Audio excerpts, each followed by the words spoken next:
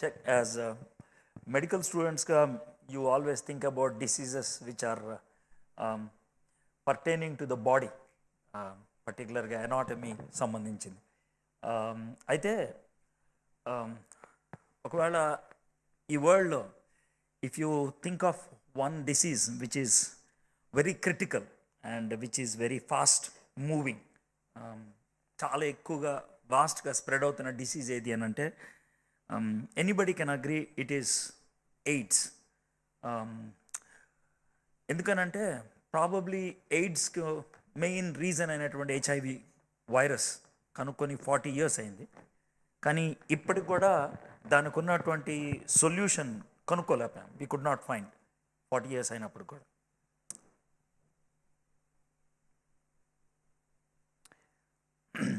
So that's one reason అనుకుంటే, second reason ఏంటంటే it spread so fast at the rate of 1 person every 7 minutes.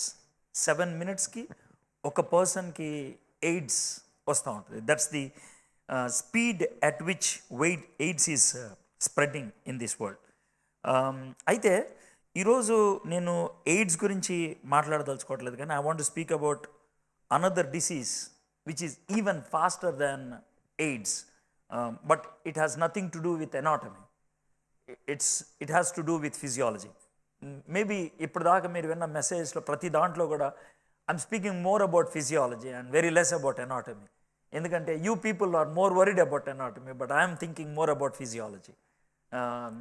That's how I look at it. Okay, I know you are medical doctors, I am not, I agree, నేను కాదు. But I look at human being from a different perspective. మీరు just బాడీతో చూస్తారు, but I look more then that. So I love more physiology than anatomy. ఒకవేళ medical ప్రొఫెషన్లో మీకు PG చదవడానికి కనుక ఆప్షన్ ఇస్తే probably most of you will take physiology as the last option, not as the first option. Because ఎందుకంటే physiology తీసుకుంటే అల్టిమేట్గా what you have to do is you have to become a professor, that's all, nothing less or nothing more about it. ఎందుకు పని చేయదు అన్నట్లు ఉంటుంది అనమాట. But let me say like this, if physiology is not understood, you haven't understood human being, you have understood only a dead body, that's all. So that's how I look at it. అయితే నేను consider చేసేటువంటి ఒక disease ఎంత fast అని అంటే it spreads at almost 7 people per 1 minute. 7 people per 1 minute. That's the speed at which this disease is spreading. Huge, very fast అన్నమాట, చాలా ఎక్కువగా. Yesterday I was reading a newspaper from India. Karnataka is, Tamil Nadu is number 1, Karnataka is number 2, Maharashtra is number 3, West Bengal is number 4. దేనికి అని అంటే కనుక suicides among high school. తమిళనాడులో every day 2.5 people are committing suicide who are students. Okay, కర్ణాటకలో 1.5 people. Okay, and మహారాష్ట్రలో 1, West Bengal 1, every day. That's the rate at which the suicide are taking place because of stress. I come from Bangalore నుంచి వస్తున్నాను, and Bangalore is considered to be one city in India which has maximum number of people who has salary on 5 digits. అంటే 1 lakh కంటే ఎక్కువ salary సంపాదించేవాళ్ళు maximum ఉన్నదే బెంగళూరులో. There is an 18-kilometer road which is called Electronic City Road. On either side you have completely what you call the offices, software industries, which cater to the needs of 233 countries. 233 countries యొక్క back offices బెంగళూరులో ఉన్నాయి. So వర్చువల్గా షికాగోలో నీకు taxi కావాలంటే call చేస్తే answer వచ్చేది బెంగళూరు నుంచి. You know that. తర్వాత ఒకవేళ మీరు పోర్ట్లాండ్లో ఉండి కాఫీ ఎక్కడ దొరుకుద్ది అని కనుక గూగుల్లో క్వశ్చన్ చేస్తే ఆన్సర్ వచ్చేది బెంగళూరు నుంచి. ఆన్సర్ చెప్పేటప్పుడు ఎలా చెప్తారంటే, good morning Chicago, now the climate is 5 degrees centigrade. అక్కడేమో 23 degrees ఉంటుంది. But they speak like that. That's how they are trained and that's how it is called the back office of the world. ప్రపంచానికి back office అని అంటారు. So ఇంత huge investment ఉన్నటువంటి బెంగళూరు సిటీలో every day 4 people are committing suicide every day, and 3 are from these high income generating groups. ఎందుకు అని అంటే కనుక that's the disease I want to address It is called depression. Depression is one disease which doctors cannot handle. Maybe మీరు ట్రాంకులైజర్స్ ఇచ్చి పడుకోబెట్టేస్తారు, అంతకు మించి ఇంకేం చేయలేరు. You can't handle it. The only thing you can do is keep a person sleep. But you are not addressing depression. You are trying to kill the depression. That's all. Not even depression. You are killing the person. అంతకు మించి మీరు ఏం చేయలేరు. వరల్డ్లో అతి ఎక్కువగా cell అయ్యే medicines, number 1 is tranquilizer, number 2 is antacid. Do you know why people use antacid? Again, because of stress. The more stressful you are, the more antacids you have to use. ఎందుకనంటే because of bowel movement. This is all you know it. And I'm a layman. I'm an outside medical profession. So if I speak only very little. You know that. So that's the world we are living in. So మీరు doctor అయినప్పుడు కూడా మీకు depression లేదు అని అంటే కనుక మీరు human beings కాదు. మీరు డాక్టర్ అయినప్పుడు కూడా నేను యాంటాసిడ్ వాడను అని అంటే కనుక ఐ డోంట్ బిలీవ్ ఇట్. మీరు డాక్టర్ అయినప్పుడు కూడా ఐ డోంట్ యూజ్ ట్రాంకులైజర్స్ అంటే I don't trust. You use that, you go through that kind of depression. So why we go through that depression? What happens when we go through that depression? What we should do to come out of that depression? That's the issue I want to handle today. But let me tell you one thing. Depression ఎక్కువ ఉన్నప్పుడు we don't want to talk to anybody. ఎవరితో మాట్లాడబుద్ధి అవ్వదు. దూరంగా ఉన్నటువంటి వ్యక్తితో chat చేస్తాం కానీ పక్కన ఉన్నటువంటి వ్యక్తితో మాట్లాడబుద్ధి అవ్వదు. That's what we try to do. ఎందుకంటే పక్కన ఉన్న వ్యక్తితో మాట్లాడితే మన ఫేషియల్ ఎక్స్ప్రెషన్స్ వాళ్ళకి కనబడతాయి. దూరంగా ఉన్నటువంటి వ్యక్తితో మాట్లాడితే కనుక ఫేషియల్ ఎక్స్ప్రెషన్స్ని మనం మార్ఫ్ చేసేయచ్చు. ఏడుస్తూ కూడా స్మైలీ పంపించవచ్చు, నవ్వుతూ కూడా ఏడుపు మొహాలు పంపించవచ్చు. You can do that. So that's the world you are living in. And మీరు చాలామంది అదే చేస్తారని నాకు తెలుసు. You know that. ఎందుకంటే you are not comfortable with person who is sitting beside you, but you are very comfortable with an unknown person who is far away. నాకు ఆమె internet savvy, నేను బాగా ఇంటర్నెట్ యూజ్ చేస్తాను. I have over 4,000 people on my WhatsApp and over 18,000 people on my Facebook, and I have my own app and I work on it. Over 18,000 people I text every month. That's how I handle. So I'm a very fast internet savvy. Every time I'll be texting. 2 minutes khali unte chalu, I'll be texting with somebody. That's how I do it. So once I was texting a girl, and she was texting me for about 2 hours. 2 hours తర్వాత ఆమె నాకు question అడిగాను.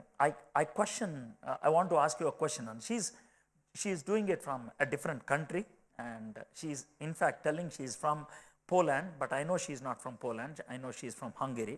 So but she was telling, text చేస్తాను. 2 hours తర్వాత I just asked her, I want to ask you a question. It may be very strange, but I want you to answer that. He asked me, what's the question?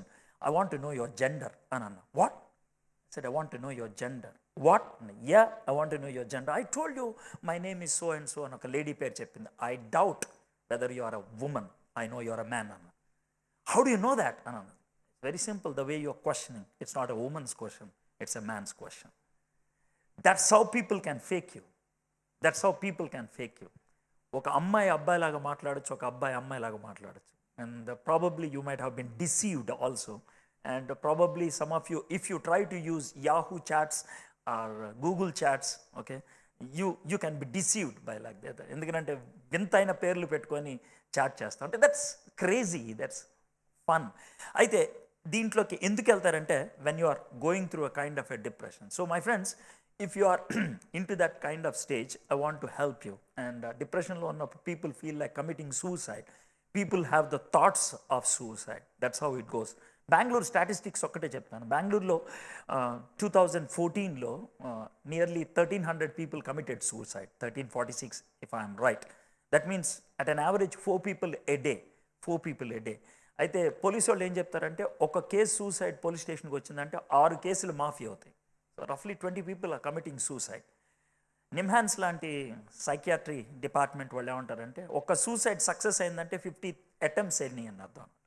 That means nearly 1,000 people are trying to commit suicide every day in one Bangalore city alone. So that's the intensity with which we are going through this horrible situation called depression. So if there is anybody here who is going through that kind of phase, I want to address that. And before addressing it, let me also be a company with you. I went through depression several times, and twice I tried to commit suicide. And commit suicide అని అంటే కనుక నేను చచ్చిపోతా అని అనేవాడు ఎప్పటికీ చావడాడు. బెదిరించేవాడు ఎప్పుడు చావడు. You got my point. నేను చచ్చిపోతా అని అంటే ఆడు ఉత్తినే అని అర్థం అనమాట. It's only but people who really want to commit suicide, they do it with utmost secrecy.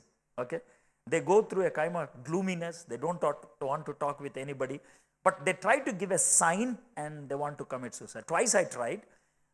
Once I want to hang myself to a fan. నేను మంచం మీద స్టూల్ వేసుకుంటే స్టూల్ ట్రిప్ అయింది. అప్పుడు కింద పడిపోతే మా బ్రదర్ పక్క నుంచి వచ్చాడు, ఏదో అబద్ధం చెప్పి తప్పించుకున్నా. ఇంకోసారి ట్రైన్ దగ్గర సూసైడ్ చేసుకుందాం అనుకుంటే నా ఫ్రెండ్ వచ్చి ఆపాడు. So twice I tried. So నేను ఎందుకని ఎగ్జాంపుల్ చెప్తానంటే వీడికి ఏం తెలుసురా అని అనుకుంటారేమో అని చెప్తా ఉన్నాను. And probably you are in to a kind of relation and broke it. I also was into a relation. I wanted to marry a girl, and we were in relation for about 3 months, and then I realized that's not the right one, and I had to say no to her. I took long time, and I said no to her, and she wanted to commit suicide, and somehow somebody helped. And I know if you're going through a kind of a relational break, చాలా స్ట్రెస్ఫుల్గా ఉంటుంది, గొంతుకు దగ్గర ఏదో అడ్డుపడినట్లు ఉంటుంది, heart చాలా హెవీగా ఉంటుంది. మీరు నవ్వుతున్నారంటే టచ్ అవుతుందని అర్థం అన్నమాట. గుట్టకలు మింగితే కూడా లోనికి వెళ్ళదు, చాలా కష్టంగా అనిపిస్తుంది, నోరంతా చేదుగా అనిపిస్తుంది, ఏం తినబుద్ధి అవ్వదు, వాటర్ కూడా తాగబుద్ధి అవ్వదు, పక్కనున్నటువంటిది టీవీ రిమోట్ పట్టుకోవడానికి కూడా చిరాకు అనిపిస్తుంది, చాలా దరిద్రంగా ఉంటుంది కదా. I know that. So I went through that situation, kabatti I can understand you. Okay, so I am one with you, but from that situation I could come out. So how I came out, ఏ విధంగా నేను బయటకు వచ్చాను, I just want to share. But just అలా బ్లైండ్గా share చేయటం కాకుండా I thought of using Bible character who also came out of depression. So రెండు ఎగ్జాంపుల్స్ని, నా లైఫ్ని, బైబిల్లో ఉన్నటువంటి ఒక క్యారెక్టర్ని మీకు చెప్దాం అనుకున్నా. But before that let me tell you one thing. Depression అనేది ఎవరికైనా రావచ్చు. Anybody can get in to a kind of depression. అంటే నువ్వు బైబిల్ చదివే వ్యక్తి అయి ఉండొచ్చు, చర్చ్కి వెళ్ళే వ్యక్తి అయి ఉండొచ్చు, ఎవరైనా అవ్వచ్చు. You can be anybody and yet you can go in to a kind of depression. So I want to give you couple of Bible characters, just story లాగా. And then I want to take one character who went in to depression and came out of the depression.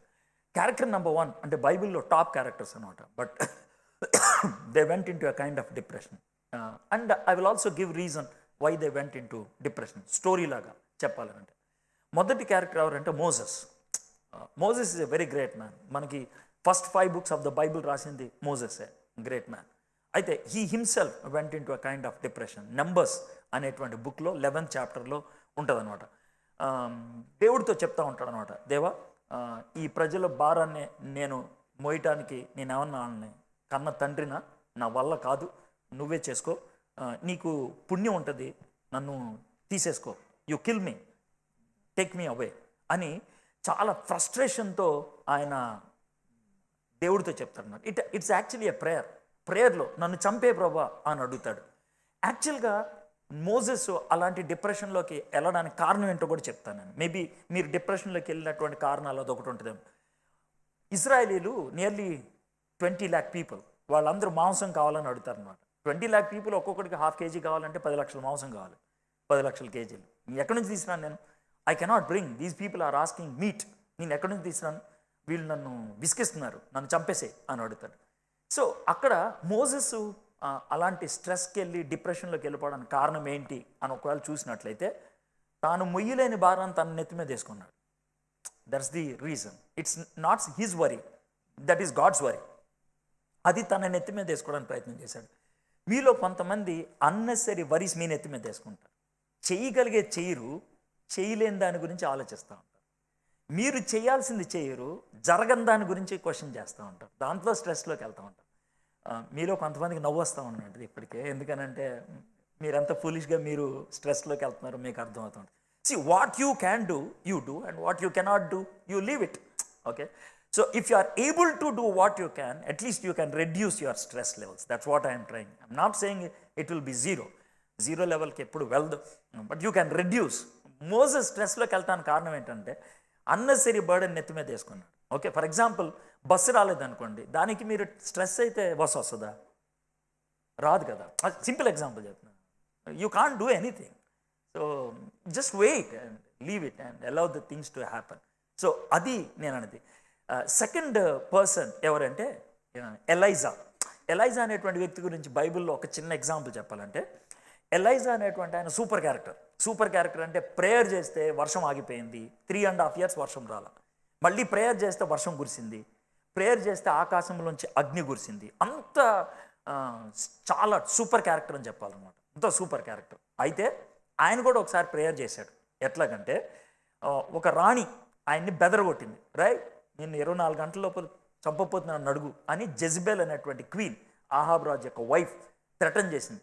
Threaten చేస్తే మనోడు పారిపోయాడు, దేశం వదిలేసి పారిపోయి అదనంగా ఒక చిన్న బుషి చెట్టు కింద మోకరించి, ప్రభా అందరినీ చంపేసింది జెజబెల్, నన్ను కూడా చంపుతానంటుంది, ఆవిడ చేతుల్లో చావటం నాకు ఇష్టం లేదు, నువ్వు నన్ను చంపే, నేను ఒక్కడనే మిగిలిపోయాను అని ప్రేయర్ చేశాడు.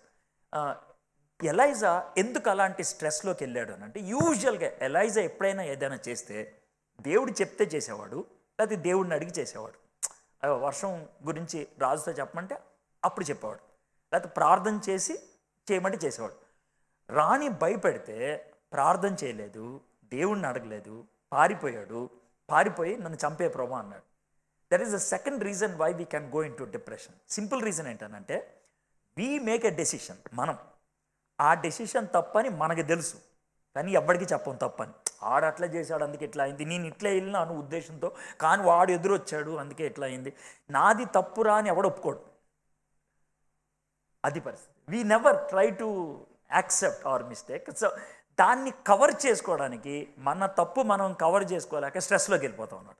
అది ఎలా ఉంటుందంటే జానీ వాట్ పప్ప టైప్లో ఉంటుంది. ఇప్పుడు జానీ వాట్ పప్ప చివరి లైన్ హా అని ఉంటుంది కదా. ఎందుకు ఉంటుందో తెలుసా? ఇప్పుడు యు నో దట్ రైమ్ కదా. కొంచెం బుర్ర పెట్టి ఆ కాన్వర్జేషన్ ఆలోచించండి. జానీకి వాళ్ళ డాడీకి కాన్వర్జేషన్. డాడీ జానీని అడుగుతున్నాడు, ఏరా ఇక్కడ షుగర్ పెట్టినాని ఏమైంది అని. అంటే నాకు తెలియదు అని అన్నాడు. నువ్వు తిన్నావు కదా అంట. లేదురా లేదు డాడీ అని. నోరు తెరవరా అన్నాడు. అది ఎక్కడుంది? అది నోట్లో ఉంది. ఇప్పుడు దాన్నేమో మింగలేడు, బయటికి చూపించలేడు. నవ్వేశారు. ఇంతకు ఎవరు నవ్వారు? ఇక్కడ ఇద్దరే క్యారెక్టర్లు ఉన్నాయి. అయితే డాడీ నవ్వాలి, లేకపోతే జానీ నవ్వాలి. డాడీ నవ్వుతాడా? ఆడెందుకు నవ్వుతాడు? విపరీతమైన కోపంగా ఉంటుంది. నవ్వింది ఎవరు? జానీ. ఎందుకు నవ్వాడు? ఆడవలేక నవ్వాడు. బేసిక్గా మన హ్యూమన్ టెండెన్సీ ఎలా ఉంటుంది తెలుసా? 10 మంది ఉన్నప్పుడు, 10 మంది మధ్యన ఉన్నప్పుడు ఏడవమంటే నవ్వుతాం, నవ్వమంటే ఏడుస్తాం యూజువల్గా. ఇప్పుడు ఒక హ్యూజ్ విక్టరీ వచ్చింది అనుకోండి, ఏం చేస్తాడు ఎవడైనా సరే? ఇప్పుడు ఒలింపిక్స్లో గోల్డ్ మెడల్ వచ్చింది, లేకపోతే టెన్నిస్లో ఫైనల్ గెలిచావు, అది ఏం చేస్తాడు? వాడు ఏడుస్తాడు. నాకు తెలుసు ఆనంద బాష్పాలని. మరి ఓడిపోతే ఎందుకు నవ్వుతారు? దుఃఖ నవ్వు. అది ఆనంద బాష్పాలు అన్నావు కదా. You got my point. See అంటే we live a fake life. ఎంత ఫేక్ లైఫ్ జీవిస్తామంటే లోన్ అన్నది ఎప్పుడు బయట చూపించుకోం. We don't try to show it off. We live a pretentive life, నటనా జీవితం. అయితే అలాగా డెసిషన్ తీసుకున్నాడు, రాంగ్ డెసిషన్, స్ట్రెస్కి అట్లాగా చచ్చిపోదాం అనిపించింది. ఇక థర్డ్ క్యారెక్టర్ జోనా అంటే most successful candidate in the world. ఎట్లాగంటే ఒకటే మెసేజ్ ఇచ్చాడు, 1,20,000 పీపుల్ రెస్పాండ్ అయ్యారు. ఒకటే మెసేజ్ 1,20,000 నినివే అనే పట్టణానికి వెళ్ళి. అందరూ రెస్పాండ్ అయిన తర్వాత పక్కకి వెళ్ళి, దేవా వీళ్ళందరూ రెస్పాండ్ అయిపోయారు, నా పిచ్చ కోపం వస్తుంది, నన్ను చంపేయని అడిగాడు. ఎందుకని అట్లాగా వాళ్ళందరూ సక్సెస్ అయితే మనోడు తట్టుకోలేకపోతున్నాడు అని అంటే, బేసిక్గా హిజ్ ఈగోస్ మనకి వ్యతిరేకమైపోతాయి. Our own egos work against us. అంటే ఒక విధంగా చెప్పాలంటే, ఇప్పుడు సినిమాలో 2 డైలాగులు వచ్చాయి. ఒకటేమో పిచ్చోడ్ డైలాగ్ అనాలి, ఇంకోటేమో ఎర్రోడ్ డైలాగ్ అనాలి. పిచ్చోడ్ డైలాగ్ ఏంటంటే చెప్పమంట, విన్నాను, నేను ఒక డెసిషన్ తీసుకుంటా, నేను ఎవడి మాట వింటా, ఆడి పేరు సీతయ్య, ఆడెవడి మాట వింటా, వీడు పిచ్చోడు. ఎర్రోడు ఇంకంతకంటే విపరీతమైన డైలాగ్, నేను ఒకసారి డెసిషన్ తీసుకుంటే నా మాట నేనే అని అంటాడు. ఉందా కదా? నీ మాట నువ్వే అయినకపోతే ఇంక నిన్నేమనాలరా? కానీ దానికి ఎన్ని వేలలో వస్తాయో సినిమా థియేటర్లో. అంటే మన మన లైఫ్ ఎలాంటిదో ఒకసారి ఆలోచించండి. నేను ఒకసారి నిర్ణయం తీసుకుంటే నా మాట నేనే విన్నా అంటే ఇక మరి నిన్నేమనాలి? ఇక నీకును మా ఇంటి పక్కన ఉన్న కుక్కకి తేడా ఉంది? ఏమి లేదు తేడా. వాడు హీరో, వాడికి ఒక ఫ్యాన్స్ అసోసియేషను, వాడికి ఒక దండ, ఆ డైలాగ్ వేసినందుకు ఒక ఈల. ఎంత పిచ్చోళం ఆలోచించు మనం. అదంతా వీళ్ళు అలాంటిది అనమాట, ఈగోస్. దాంతో డిప్రెషన్లోకి వెళ్ళిపోవడానికి ప్రయత్నం చేస్తారు. ఒక విధంగా ప్రపంచాన్ని పాడు చేసేది తెలుగు సినిమా హీరోలు. ఎందుకు తెలుసా? వాడు సైకిల్ తొక్కటం మొదలు పెట్టడం దగ్గర నుంచి రాకెట్ వెళ్ళే లోపల మొత్తం అన్నీ ఆడే చేస్తాడు. వాడు మొత్తం అన్నీ ఆడే. ఒకడొచ్చినా ఆడే చంపుతాడు, 100 మంది వచ్చినా ఆడే చంపుతాడు, వంట వాడే వండుతాడు, గిన్నెలు ఆడే తుమ్ముతాడు, ఏమైనా చేస్తాడు వాడు. There is nothing he cannot do. వాడు చేయలేనిది ఒకటే ఒకటి ఉంటుంది, పిల్లలకి అండి, అంతే. మేబీ కొంతకాలం అయితే అది కూడా చేసి చూపిస్తారు. నేనెంత హీరో అని తెలుసా, నేనే కంటాను అంటాడు. ఇట్స్ పాసిబుల్ మ్యాన్, అట్లా అన్నాడు. సో అది that's the third reason we go in to kind of a depression. Okay, fourth వ్యక్తి ఎవరో తెలుసా? Paul also went in to a kind of a depression. ఎందుకు అని అంటే, పాల్ పడవ మీద వెళ్తూ ఉంటాడు, పడవ బ్రేక్ అయిపోతుంది. బ్రేక్ అయిపోతే భయం వేసిపోద్ది. భయం వేసి ఇంకా చచ్చిపోతామేమో అనుకున్నాడు. He thought it's all over. యాక్చువల్గా గాడ్ ప్రామిస్ చేశాడు, నేను రోమ్ తీసుకెళ్తాను, రోమ్లో నువ్వు అక్కడ చాలామందితో మాట్లాడాల్సింది ఉంది, I will be with you అని దేవుడు ప్రామిస్ చేశాడు. కానీ ఆ విధమైనటువంటి స్ట్రెస్లో నేను చచ్చిపోతానేమో అని భయం వేసిపోయి he thought of taking wrong decisions. తర్వాత ఒప్పుకుంటాడు పాల్. దానికి కారణం ఏంటంటే విపరీతమైనటువంటి స్ట్రెస్ తన మీద పడింది, ఫిజికల్ వీక్నెస్.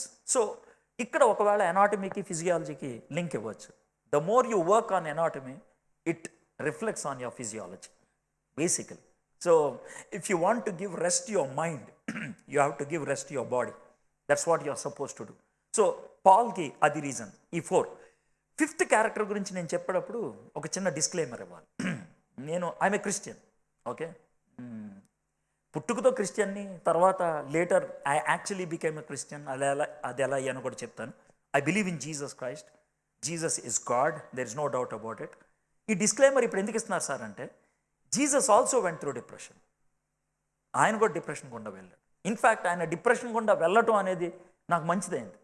ఎందుకు అని అంటే కనుక, నేను జీసస్తో చెప్పుకుంటే ఆయనకు అర్థమవుతుంది.